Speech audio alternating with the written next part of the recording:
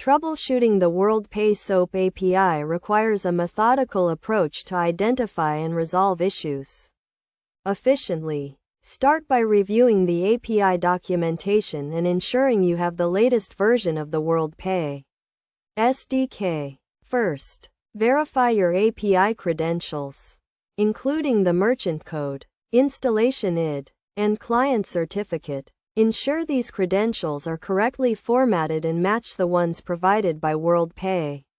Next, check the SOAP request and response for any errors. Use a tool like SOAP UI or Fiddler to capture and analyze the XML messages. Look for any malformed XML, incorrect namespace declarations, or missing elements. Then, validate the request data, including the payment amount, currency, and card details. Ensure all required fields are populated and conform to the expected formats. If you are experiencing issues with payment processing, check the payment status and any error codes returned by the API.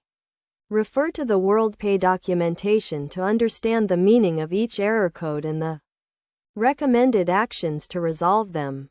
In addition, check the API logs for any exceptions or warnings. These logs can provide valuable insights into the issue and help you identify the root cause. To prevent future issues, implement robust error handling and logging mechanisms in your application. This will enable you to detect and respond to API errors quickly and minimize the impact on your users. Finally, if you are unable to resolve the issue on your own, contact WorldPay support for further assistance.